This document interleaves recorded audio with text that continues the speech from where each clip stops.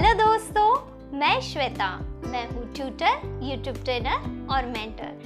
मैं यहाँ हर तरह की लर्निंग में आपकी मदद करती हूँ। आई होप मेरी मेंटरशिप से आपको कुछ मदद मिले।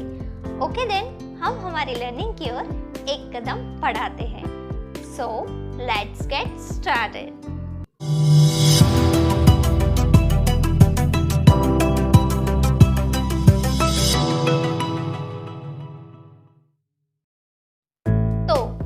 हमारा टॉपिक है हैंडराइटिंग कैसे सुधारें, वो भी मोटिवेशनल कोट्स के साथ। तो वीडियो थोड़ी लंबी होने वाली है, सो बी ट्यून्ड इन। तो दोस्तों, आप अपनी हैंडराइटिंग सुधारना चाहते हैं तो शुरुआत में आपको धीरे से लिखने की प्रैक्टिस करनी चाहिए, जिससे कि आप हर अक्षर कैसे लिखना है ये सीखेंगे। मैं यहाँ आपको सिखाऊंगी कि हर एक अक्षर कैसे लिखना चाहिए। तो शुरू करते हैं हम अपने फर्स्ट कोट से। हमारा पहला कोट है, अगर कोई आपकी कीमत ना समझे तो परेशान मत हो, क्योंकि कबाड़ के व्यापारी को हीरे की परख नहीं होती। शुरू करते हैं फिर। अगर कोई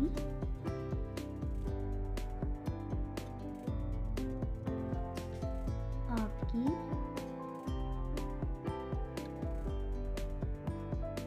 कीमत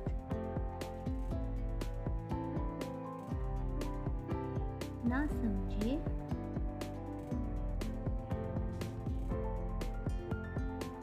तो परेशान मत हो, क्योंकि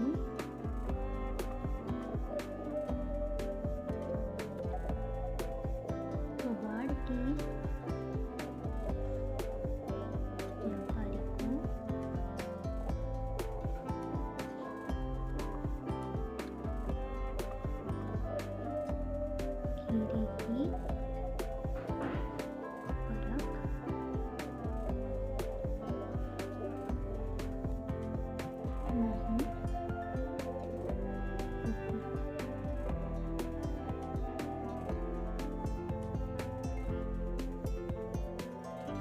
नहीं दोस्तों, ये था हमारा फर्स्ट कोट।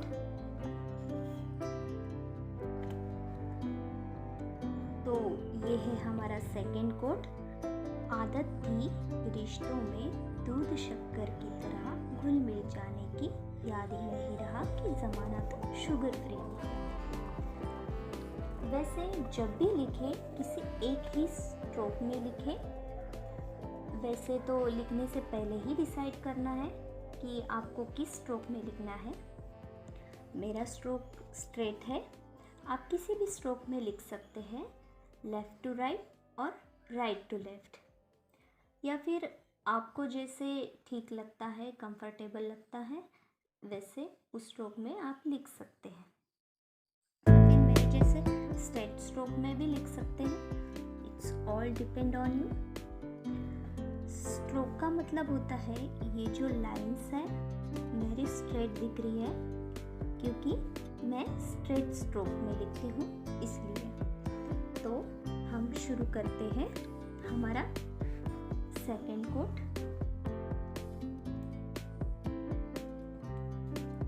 आदत थी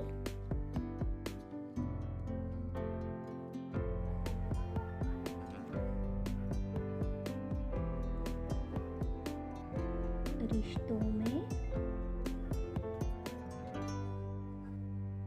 आप देख रहे हैं मैं स्ट्रेट स्ट्रोक यूज कर रही हूँ। रिश्तों में दूध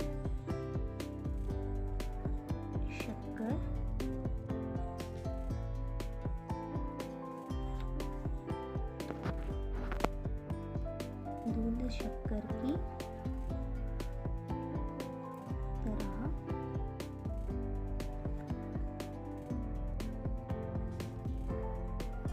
घुल मिल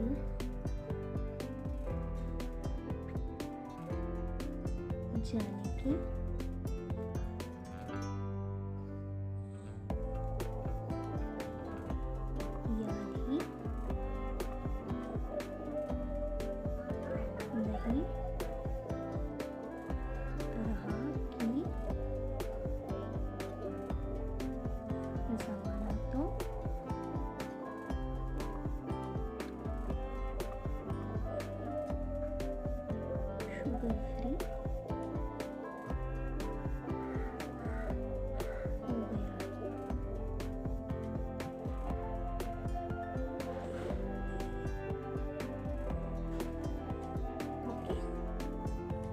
वैसे ध्यान रहे, शुरुआत में हमें धीरे से लिखना है, धीरे से लिखने की शुरुआत करनी है। तो हमारा तीसरा कोट है, मजबूत होने में मज़ा ही तब है जब सारी दुनिया कमज़ोर करने पर तुली हो। तो हम तीसरा कोट लिखते हैं। इतना ज़रूर याद रखें कि हमें शुरुआत में धीरे से लिखना है। मजबूत होने में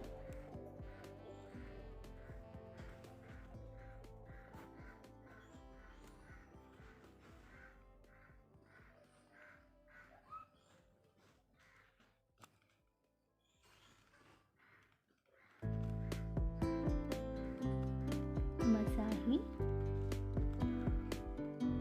तब है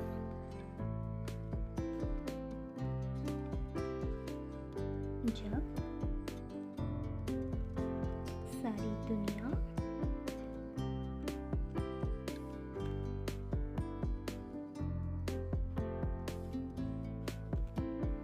कमजोर करने में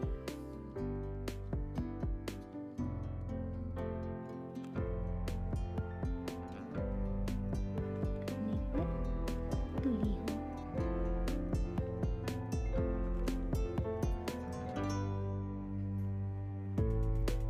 वैसे तो मैंने थोड़ा फास्ट ही लिखा है, आप थोड़ी स्लो भी लिख सकते हैं। हमारा चौथा कोट है, दूसरों से अलग रास्ता चुनने से न डरे, क्योंकि एक दूसरे को कॉपी तो सब करते हैं, आप कुछ अलग करिए।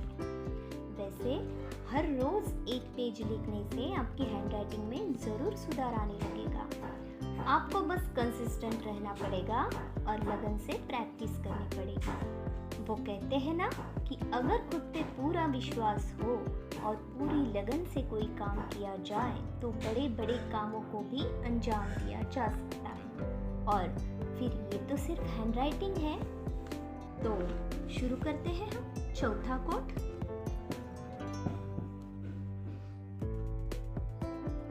दूसरों से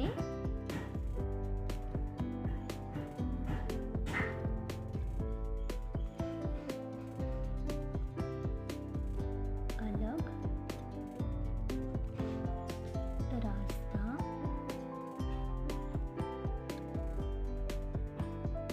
चुनने से न डरे, क्योंकि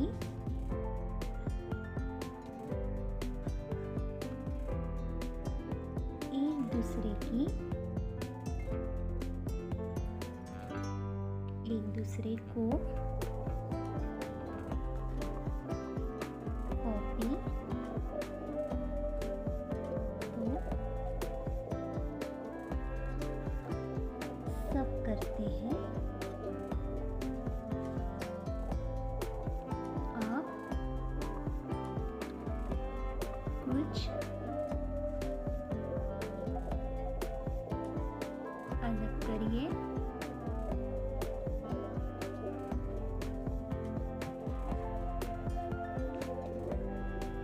तो हमारा पांचवा कोट है, कोई कितना भी बोले आप सदैव खुद को शांत रखो, क्योंकि धूप कितनी भी तेज हो समुद्र को सुखा नहीं सकती। तो दोस्तों, लिखते वक्त हर अक्षर पर ध्यान होना चाहिए। ध्यान रहे, शीर्ष रेखा हमेशा क्लियर एंड शार्प होनी चाहिए। हमें इसकी भी प्रैक्टिस करनी चाहिए। शीर्ष रेखा मतलब इसे कहते हैं शीर्ष रेखा। ये हमेशा शार्प एंड क्लियर होनी चाहिए। हम इसकी प्रैक्टिस करेंगे। पहले हम ये कोट लिखेंगे।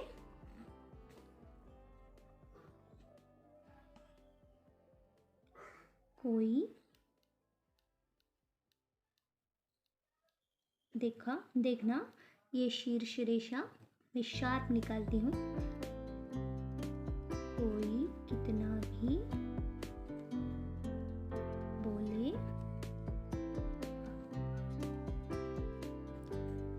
आप सदैव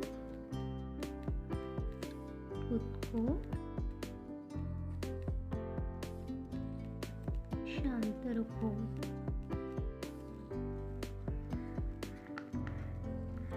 क्योंकि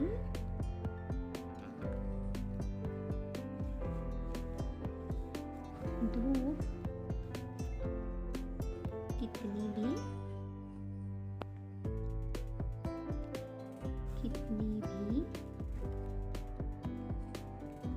तेज हो,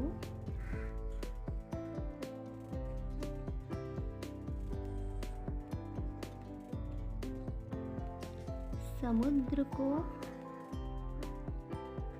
सुखा नहीं सकती।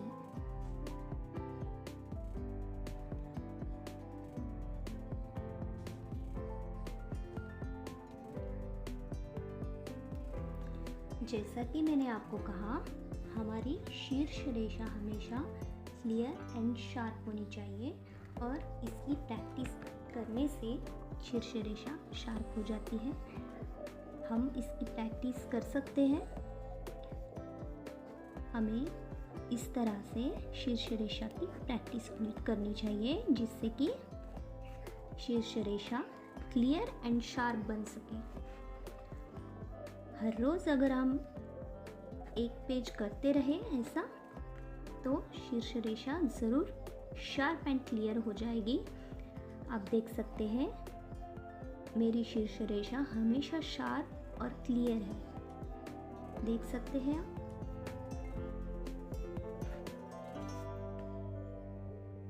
अब हमारा 6 कोट है।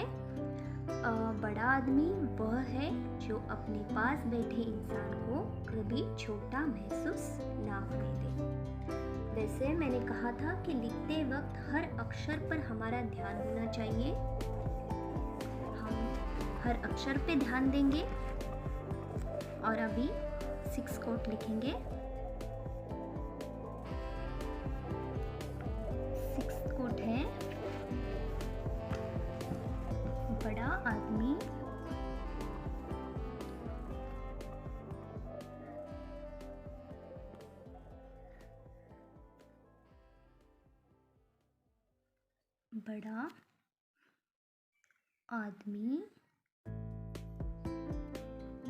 हर अक्षर पे ध्यान देना है। वह है जो, ये जो मैंने ऐसा लिखा है, अपने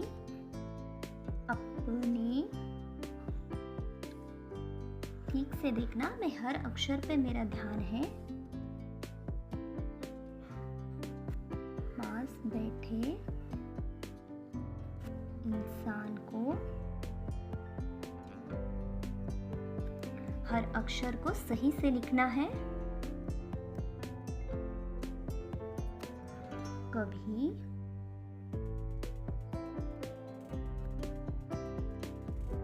छोटा महसूस ना होने दे। बहुत से लोगों को ह लिखने में परेशानी होती है। ये ह मैं ऐसे लिखती हूँ,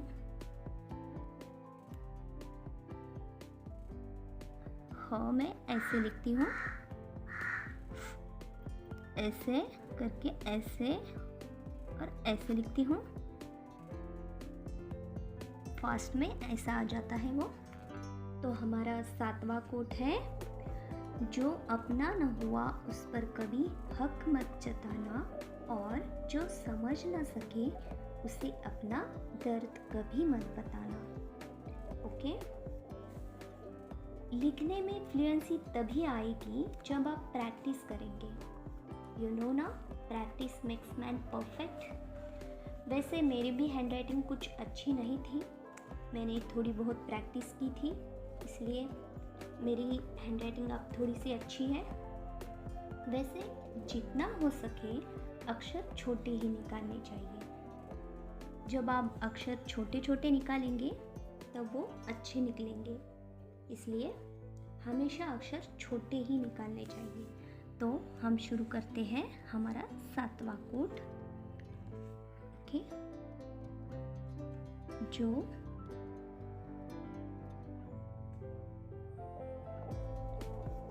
न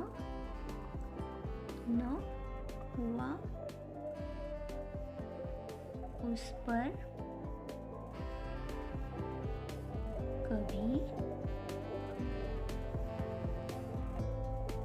हक मत जताना और जो समझ ना सके उसे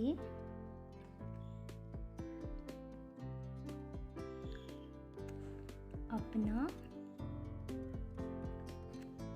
दर्द कभी मत बताना।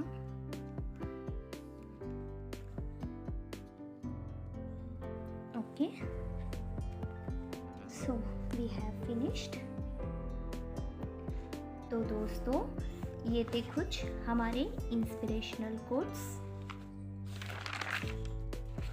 7 इंस्पिरेशनल कोट्स रखे थे मैंने, सारे की सारे कवर कर दिए हैं मैंने, आप देख सकते हैं।